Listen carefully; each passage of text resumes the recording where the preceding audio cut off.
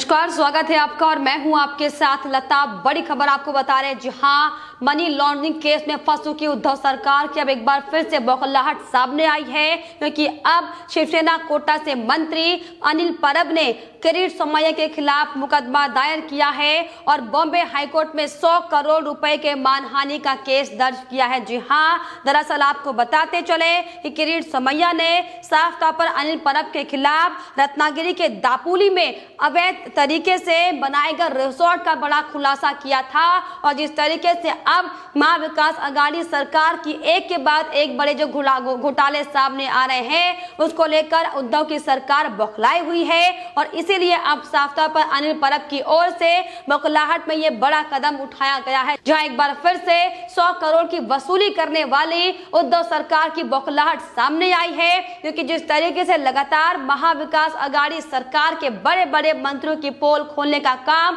BJP नेता किरीट सोमैया कर रहे हैं और इसी कड़ी में जिस तरीके से किरीट सोमैया ने अनिल परब के खिलाफ रत्नागिरी के दापोली में अवैध तरीके से कई रिसोर्ट बनाए जाने के मामले में बड़ा खुलासा किया था और यह आरोप लगाया था कि परब ने बांद्रा में पूर्व महाडा भूमि पर एक अनाधिकृत कार्यालय बनाया है, जिसको लेकर लगातार एक के बाद एक बड़े खुलासे किरीट सोमैया अनिल परब को लेकर कर रहे थे। और इसी कड़ी में अब साफ तौर पर अनिल परब की बौखलाहट भी साफ तौर पर सामने आ चुकी है, क्योंकि अब शिवसेना के कोटे से मंत्री अनिल परब ने बीजेपी नेता किरीट सोमैया के खिलाफ मानहानि का मुकदमा दर्ज कर दिया है और बॉम्बे हाईकोर्ट में 100 करोड़ का मानहानि का मुकदमा ये लगाया गया है। जी हां, और इसी कड़ी में अपने जो मुकदमा दर्ज किया गया है उसमें साफ तौर पर यह कहा गया है, दरअसल कहा गया है कि सोमैया ने सुर्खियों में बने रहने के लिए उनकी प्रतिष्ठा को नुकसान पहुंचाने का काम किया है और यह भी कहा गया है कि किरीट सोमैया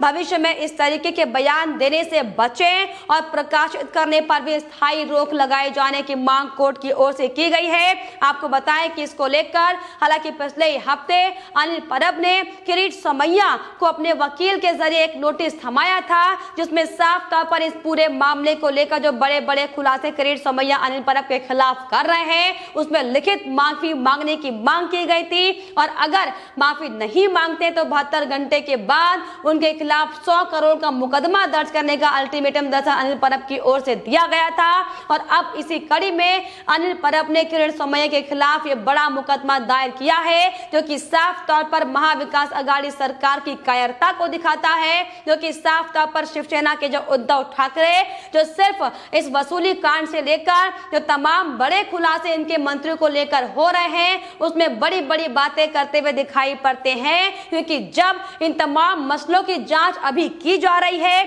तो ऐसे में आखिर क्यों बीजेपी के नेता किरीट सोमैया पर यह मुकदमा दायर किया, इसको लेकर कई सवाल बार बार खड़े हो रहे हैं। क्योंकि लगातार जिस तरीके से महाराष्ट्र में महाविकास अघाड़ी सरकार की एक के बाद एक बड़े मंत्रियों की जो पोल खुल रही है कि किस तरीके से अवैध तरीके से कब्जा करने का काम, अवैध तरीके से महाराष्ट्र में उगाही करने का काम इन बड़े बड़े मंत्रियों ने किया था, जिसको लेकर किरीट सोमैया लगातार खुलासा कर रहे हैं। और दरअसल यही बड़ी वजह है अनिल परब ने नोटिस देने के बाद अब ये 100 करोड़ का मानहानि का मुकदमा दर्ज कर अपनी बौखलाहट को जाहिर करने का काम किया है। जी हाँ, आपको बताएं कि परब ने अपने मुकदमे में यह कहा है कि सोमैया मई 2021 से रत्नागिरी जिले के दापोली में एक रिसोर्ट के निर्माण के संबंध में जो परब को एक घोटाले का श्रेय देकर सोशल मीडिया पर झूठे और लापरवाह आरोप प्रकाशित करके लगातार बदनामी करने का जो काम कर रहे हैं, इस उक्त रिसोर्ट से उनका कोई लेना देना नहीं है। अगर वाकई उक्त रिसोर्ट से इनका कोई लेना देना नहीं है तो ऐसे में यह सवाल खड़ा होता है कि जब इस पूरे मामले की जांच की जा रही है तो आखिर क्यों बीच में अब इसे जांच को रोकने के लिए और अपने ऊपर लगातार हो रही बड़ी बड़ी कार्रवाई से बचने के लिए अब उद्धव सरकार और उनके मंत्री इस तरीके के पैंतरों का इस्तेमाल कर रहे हैं। क्योंकि लगातार महाराष्ट्र की तमाम रिपोर्ट्स हम आपको दिखा रहे हैं कि कैसे एक के बाद एक बड़े नेताओं को लेकर महाविकास अघाड़ी सरकार के मंत्रियों के खिलाफ बीजेपी के नेता किरीट सोमैया बड़ा बड़ा खुलासा कर रहे हैं। और ये दरअसल बड़ी वजह है कि लगातार अनिल देशमुख के बाद बाद अब अनिल परब, जिनके पीछे अब ईडी का शिकंजा भी कस चुका है, लगातार ईडी के जांच के दायरे में अनिल परब अब आ चुके हैं, तो लगातार उनकी बौखलाहट सामने आ रही है, उनका डर सामने आ रहा है। और इसीलिए अब मुकदमे में खुद को एक ईमानदार छवि का नेता बताया जा रहा है। और दरअसल ये कहा गया है मुकदमे की कॉपी में कि परब एक मंत्री के रूप में अपने कर्तव्यों का ईमानदारी और लगन के साथ निर्वहन कर रहे हैं, लेकिन सिर्फ और सिर्फ सुर्खियां बटोरने के लिए किरीट समैया की ओर से झूठे झूठे आरोप लगाए जा रहे हैं। तो साफ तौर पर इस तरीके से लगातार एक के बाद एक बड़े खुलासे, फिर चाहे वो अनिल परब हो, फिर चाहे वो बड़े हसन मुशरीद हो, फिर चाहे वो बड़े बड़े शिवसेना के एनसीपी के वो नेता हो, जिनका नाम अब आए दिन बड़े बड़े घोटालों में सामने आ रहा है, और उनके खिलाफ मोर्चा खोलने का काम किरीट समैया ने कर दिया है। और दरअसल यही बड़ी वजह है कि अनिल परब, जो कि महाराष्ट्र के परिवहन मंत्री हैं, किस तरीके से डायरेक्ट पुलिस अफसर को ये आदेश देते हैं, बिना नोटिस वारंट के अब ये आदेश देते हैं कि आप केंद्रीय मंत्री नारायण राणे को गिरफ्तार कर दो। तो वहीं अब साफ तौर पर एक बार फिर से अपनी बौखलाहट दिखाते हुए, अपनी डर दिखाते हुए 100 करोड़ की मानहानि का केस दर्ज किया है। इसको लेकर अब हालांकि उद्धव सरकार को इसका जवाब देना होगा कि आखिर क्यों उनके मंत्री जांच की आंच से बचने के लिए नए नए पैंतरे इस्तेमाल कर रहे हैं, क्योंकि इसके पहले अनिल परब जब ईडी ने साफ तौर पर जांच के लिए तलब भेजा था तो उन्होंने वहां पर पेशी में शामिल होने से इनकार कर दिया था और ये कहा था कि ये बेबुनियादी आरोप बीजेपी की ओर से लगाए जा रहे हैं। और लेकिन अब जिस तरीके से जो बड़ा मुखौटा अब शिवसेना का सामने आया है, ये साफ तौर पर दर्शाता है कि दरअसल महाविकास अघाड़ी सिर्फ और सिर्फ झोल झपाटे की सरकार है, और इसीलिए अब जो इन सरकार के बड़े बड़े मंत्रियों के खुलासे हो रहे हैं, तो ये तमाम शिवसेना एनसीपी के नेता बौखलाते हुए और तिलमिलाते हुए नजर आ रहे। तो जिस तरीके से लगातार महाविकास अघाड़ी सरकार में एकदम उनके राजनीतिक संकट बादल जो दिखाई पड़ रहे हैं, जिस तरीके से अभी हाल ही में हमने आपको रिपोर्ट दिखाई थी कि कैसे शिवसेना के संजय राउत को उनके अपने ही कोटे के नेता अनंत गीते ने किस तरीके से आईना दिखाने का काम किया था, और ये बड़ा सबूत देते हुए बताया था कि जो शरद पवार एनसीपी चीफ के बड़े नेता हैं, उन्होंने कांग्रेस की पीठ पर खंजर कर अपनी राजनीति की शुरुआत की है। तो इसको लेकर भी साफ तौर पर संजय राउत की सफाई सामने आई है कि जो अनंत गीते ने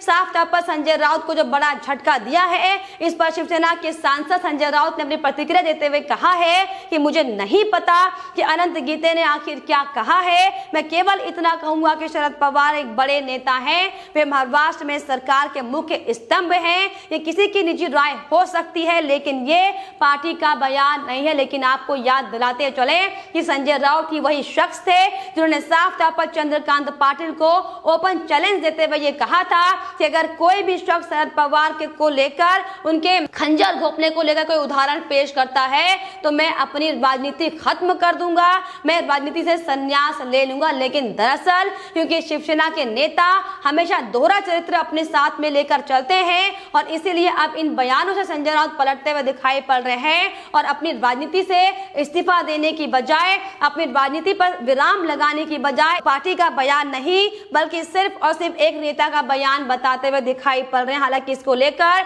अब बीजेपी लगातार महाविकास अघाड़ी सरकार पर हमलावर है, और इसी कड़ी में बीजेपी की नेता प्रीति गांधी का भी बयान सामने आया है, जिसमें उन्होंने साफ तौर पर ट्वीट करते हुए लिखा है कि इस बीच महाराष्ट्र में शिवसेना नेता अनंत गीते ने शरद पवार पर जमकर हमला बोला है। राकपा का जन्म कांग्रेस की पीठ में खंजर मारने के बाद हुआ था, पवार हमारे नेता नहीं हो सकते, महाविकास अघाड़ी सत्ता हासिल करने के लिए सिर्फ एक समझौता था। इस पर तंज करते हुए उन्होंने साफ तौर पर लिखा है कि ये एक सुखी परिवार है। जी हाँ, क्योंकि जिस तरीके से लगातार महाविकास अघाड़ी सरकार में एक के बाद एक मतभेद की स्थितियां सामने आई हैं, किस तरीके से तमाम महाविकास अघाड़ी सरकार के बड़े बड़े मंत्री एक दूसरे के बचाव को लेकर कैसे अपनी अपनी साख बचाते हुए दिखाई पड़े थे, हमने देखा था। और अब यही दरअसल बड़ी वजह है कि महाविकास अघाड़ी सरकार में भारी फूट तो पड़ ही चुकी है, लेकिन जो मंत्री जो बुरी तरीके से बड़े बड़े घोटालों में फंसे हुए, उन्हें अपनी साख बचाना मुश्किल हो गया है।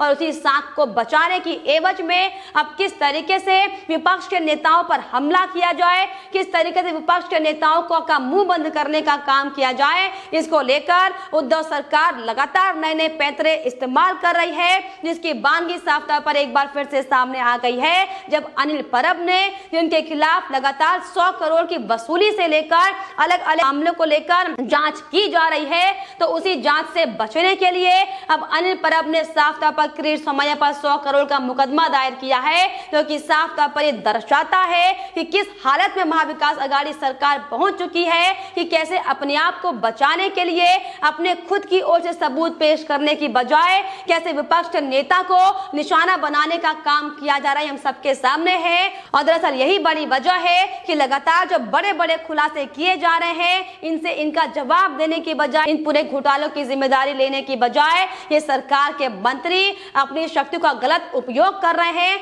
जिसकी बानगी साफ तौर पर एक बार फिर से अनिल परब की ओर से 100 करोड़ के मानहानि केस को दायर करने के बाद सामने आती हुई दिखाई पड़ी है। लेकिन फिलहाल इन तमाम मसलों को लेकर आपकी क्या राय है, हमें कमेंट बॉक्स में जरूर लिखिएगा। साथ ही साथ हमारे चैनल को सब्सक्राइब करना भी ना भूलें।